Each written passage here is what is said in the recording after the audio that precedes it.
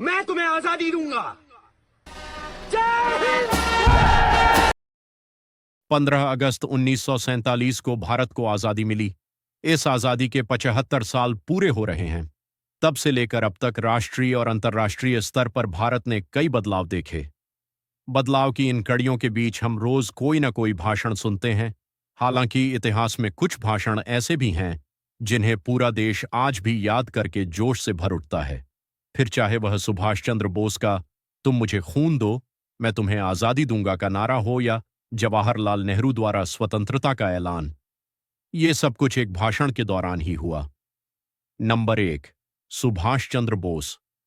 12 सितंबर 1444 को म्यांमार के रंगून स्थित जुबली हॉल में शहीद यतीन्द्र दास के स्मृति दिवस पर नेताजी ने अत्यंत मार्मिक भाषण दिया था। नेताजी विश्व युद्ध के दौरान आजाद हिंद फौज में आजादी का जोश भर रहे थे। इसी दौरान उन्होंने कहा था, अब हमारी आजादी निश्चित है, परंतु आजादी बलिदान मांगती है। स्वतंत्रता संग्राम के मेरे साथियों, स्वतंत्रता बलिदान चाहती है। आपने आजादी के लिए बहुत त्याग किया है, किंतु अभी प्राणों की आहुति देना शेष है। आजादी को आज अपने शीश फूल की तरह बढ़ा देने वाले पुजारियों की आवश्यकता है। ऐसे नौजवानों की आवश्यकता है जो अपना सिर काटकर स्वाधीनता की देवी को भेंट चढ़ा सकें। तुम मुझे खून दो, मैं तुम्हें आजादी दूंगा। खून भी एक दो बूंद नहीं, इतना कि खून का एक महासागर तैयार हो जाए और उसमें मैं ब्रिटिश साम्राज्य को डुबो दूं। 2. जवाहरलाल नेहरू ने 14 अगस्त की मध्यरात्रि में वायसराय लॉज, मौजूदा राष्ट्रपति भवन से ऐतिहासिक भाषण ट्रिस्ट विद डेस्टिनी दिया था।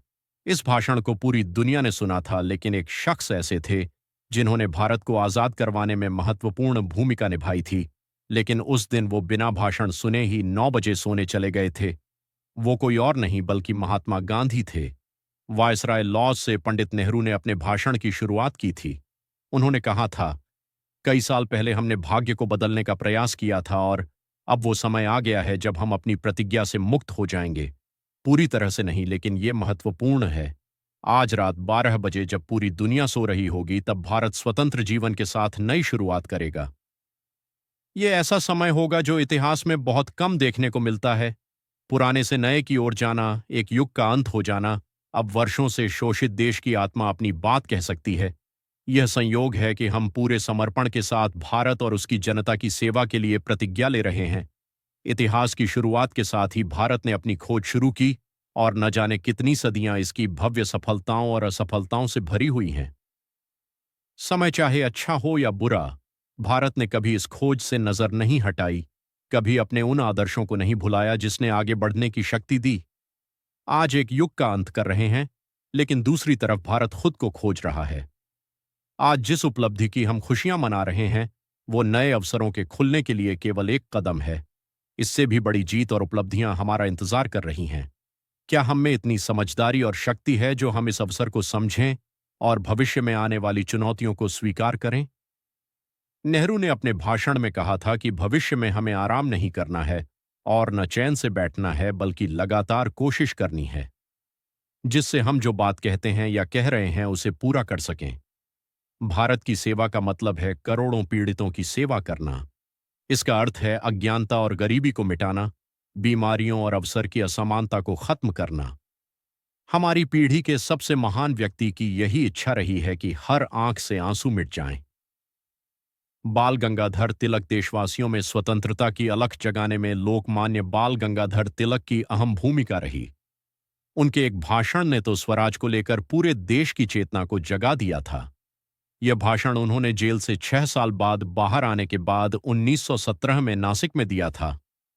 इस भाषण में उनका एक नारा स्वराज हमारा जन्मसिद्ध अधिकार है और हम इसे लेकर रहेंगे, सबसे ज्यादा चर्चित नारों में से एक है। अपने संबोधन के दौरान तिलक ने कहा था, बेशक मेरी उम्र बहुत जवान नहीं है, लेकिन मेरे जज्बे में आज भी वही आग है। आज मैं आपसे जो कुछ भी कहूंगा वो आपके लिए हमेशा प्रेरणादायक होगा। ये शरीर भले ही ढल जाए, बूढ़ा हो जाए, जर्जर हो जाए, लेकिन हमारी प्रतिज्ञा अमर होती है। ठीक उसी तरह हो सकता है हमारे स्वराज अभियान में थोड़ी शिथिलता आ जाए, लेकिन इसके पीछे की सोच और उद्देश्य शाश्वत है, जो कभी खत्म नहीं होगी, और हम स्वतंत्रता हासिल करके रहेंगे। स्वराज मेरा जन्मसिद्ध अधिकार है।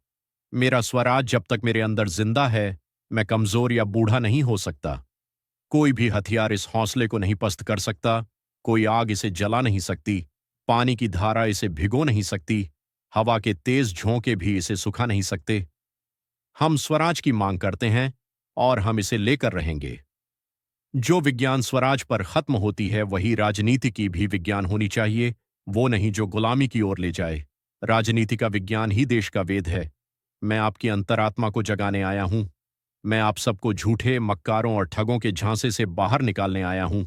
जब इंग्लैंड भारत का इस्तेमाल कर बेल्जियम जैसे छोटे राष्ट्र को बचाना चाहता है, फिर वो हमें किस मुंह से स्वराज के काबिल नहीं मानता?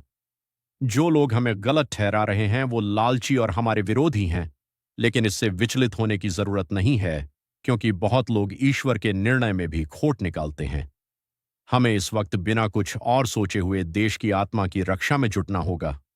हमारे देश का भविष्य और समृद्धि अपने जन्मसिद्ध अधिकार यानी स्वराज में निहित है। कांग्रेस ने स्वराज का प्रस्ताव पास कर दिया है। फोपियाओ।